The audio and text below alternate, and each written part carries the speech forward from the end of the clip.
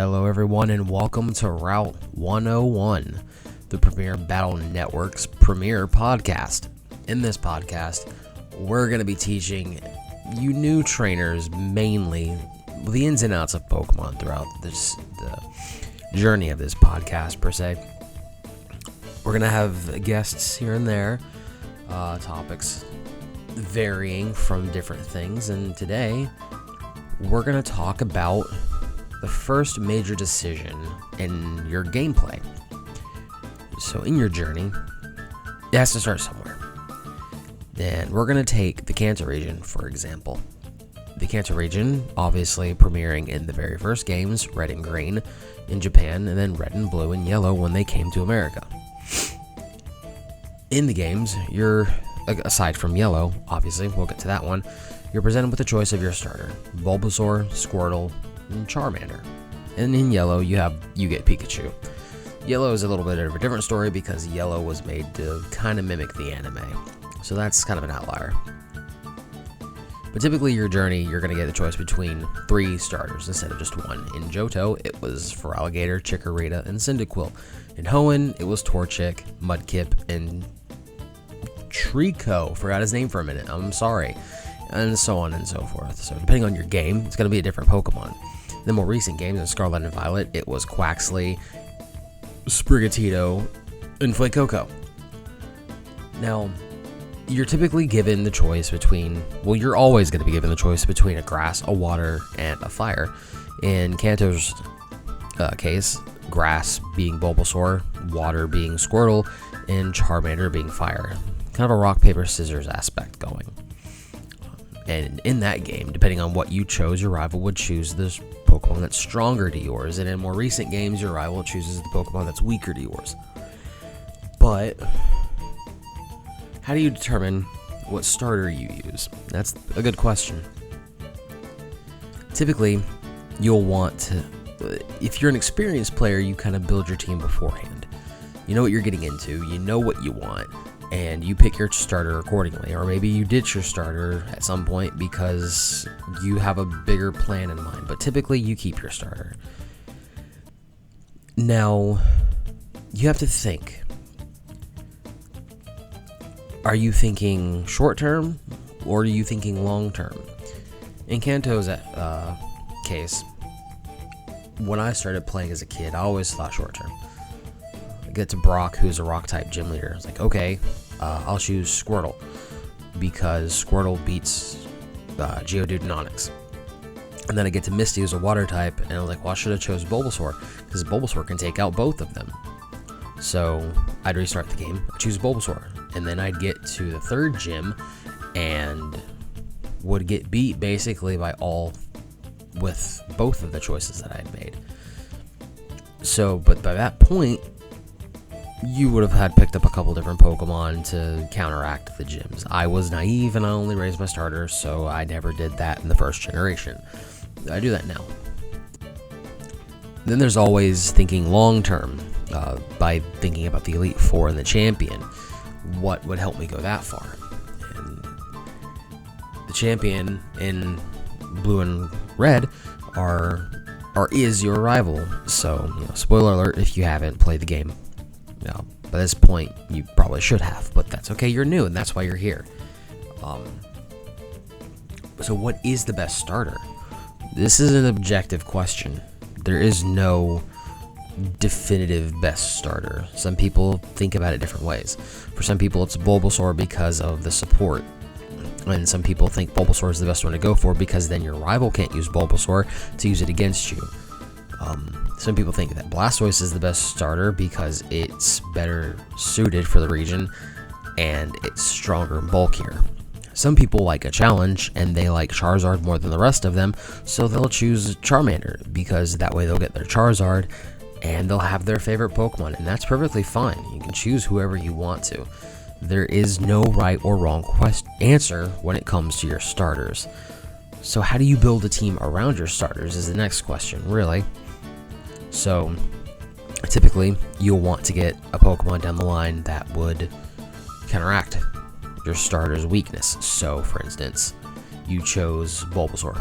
Bulbasaur's weak to flying, it's weak to fire, and eventually it's weak to psychic because of its poison, and I think ground. Could be wrong about that, but either way, you'll need something to counteract those weaknesses. So you might want a water type or an electric type, because a water type can counteract the fire, whereas electric types can counteract the flying. Psychic was a little broken in Gen 1, and by little, I mean a lot. Their only weakness was Ghost, and the only Ghost types were Ghost Poison, which means they were also weak to Psychic, so there was really nothing that you could use against Psychics, so you just gotta kind of have to be lucky on that aspect. As for Blastoise, Blastoise is a water type. It remains a water type throughout its entire evolution line, so it doesn't get gain a second type. So really your only weaknesses for water are electric and grass, so you'll have to counteract those. Electric's only weakness is ground, so you'd get like a Diglett or Dugtrio. And then just for grass, flying, bug, ice, or fire. So Butterfree or Beedrill would be good, but they don't have many bug type moves in the game that would be worthwhile. So getting a fire type like Vulpix later on down the line, or Route 1, Pidgey would be a good one, because Pidgey can stick with you for a good bit and you'd have coverage against your flying types. Your grass weakness. Then, you have Charmander.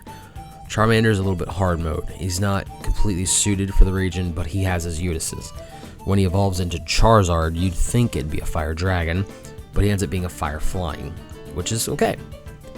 He becomes weak to water, ground, electric, and ice, I believe. Could be wrong about ice, but I know definitely he's weak to ground, water, and electric.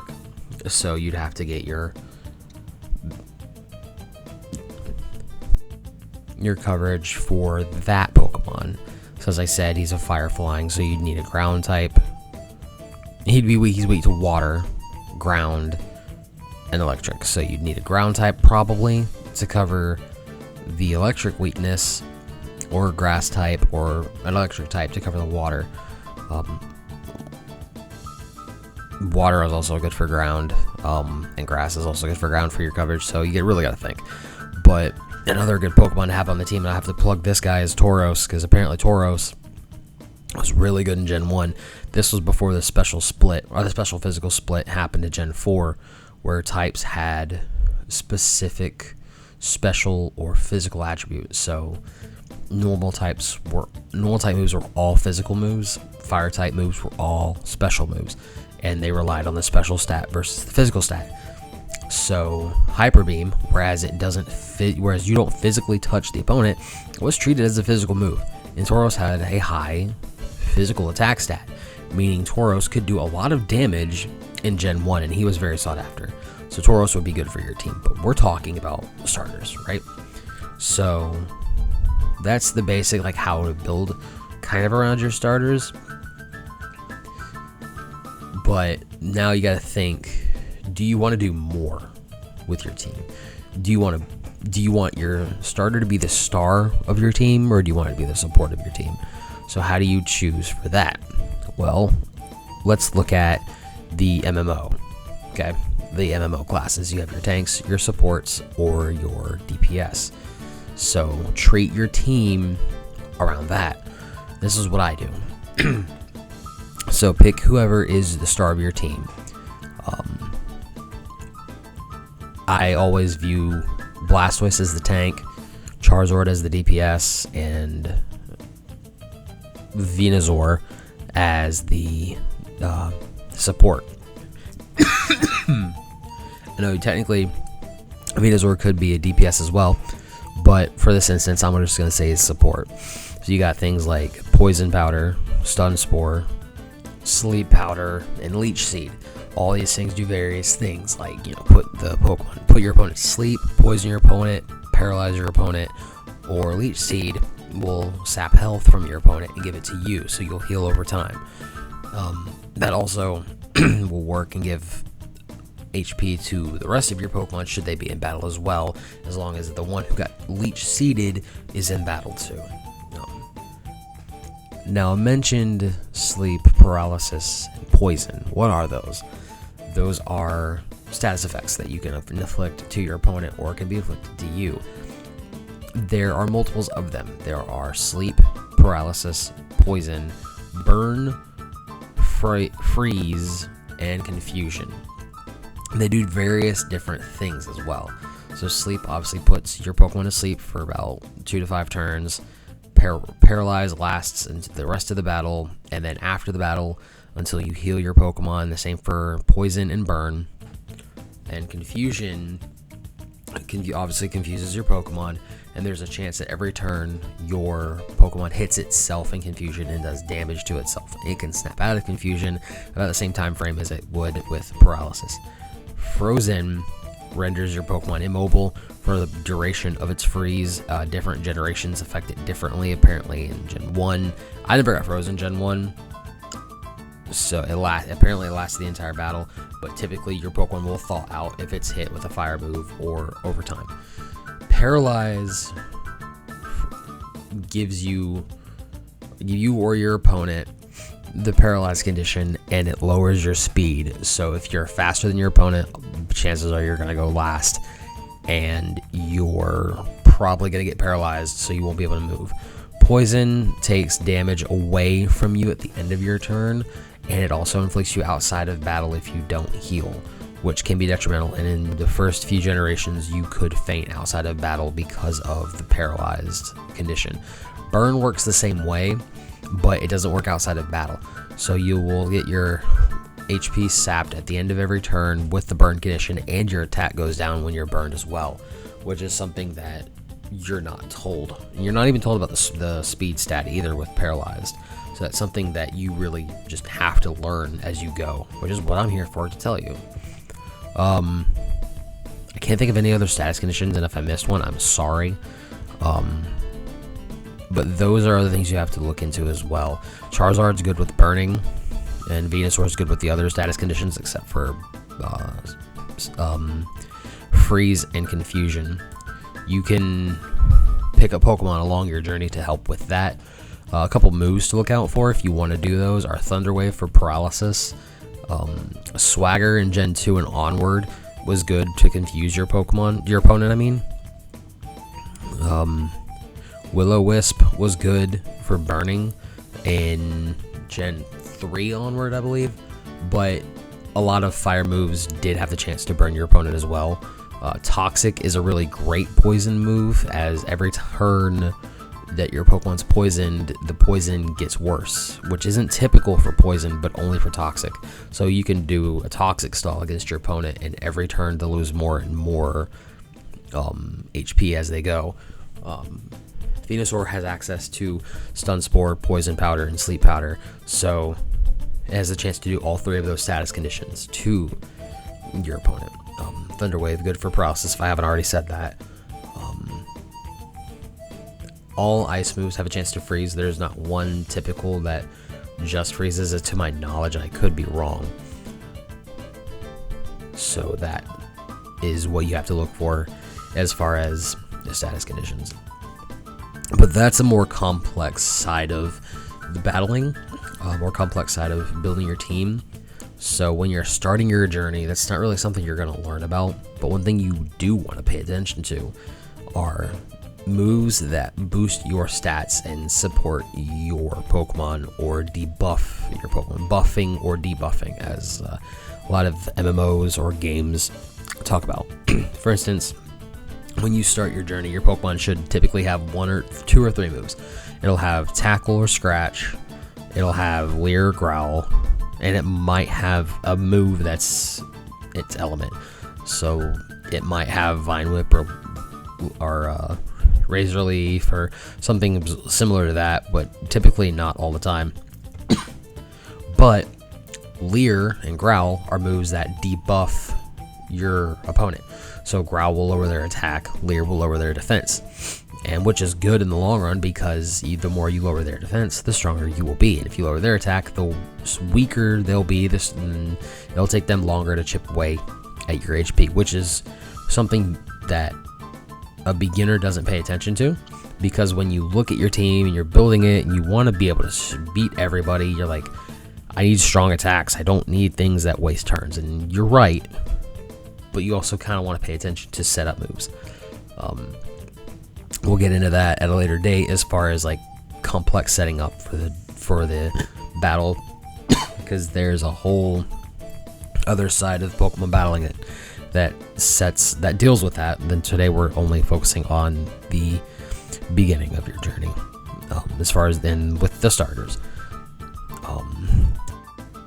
So if you made it this far in class, that's enough boring talk about the starters, the roles they play, the different moves they can do. Let's talk a little bit more personal as far as who my favorites are. My favorite starter of all time is Torchic from Generation 3 in the Hoenn region. Blaziken is my favorite starter, who is what Torchic evolves into. He's a fire fighting type. He's got decent coverage. He's not the strongest by any means, but to me he's the coolest, and he always has been. Then there's also Torterra in Generation 4, evolves from Turtwig. He's a grass ground type. I'm a big turtle fan.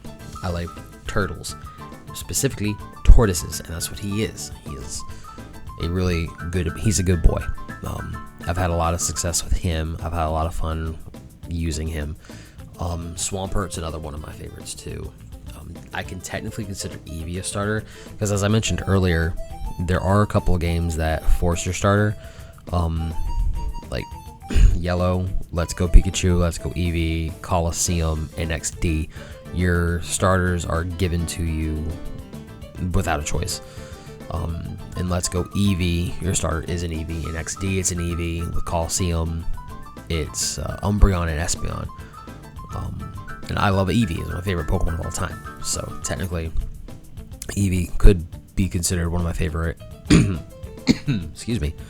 Eevee could be considered my favorite starter of all time, but I'm not gonna lump him in there because that's a little cheating.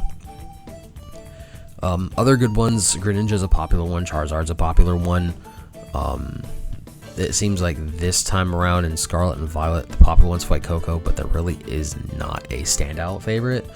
Last generation, we had Sobble, Scorbunny, and Grookey, and it seemed like Sobble and Scorbunny were the two favorites. Nobody really liked Grookey a whole lot.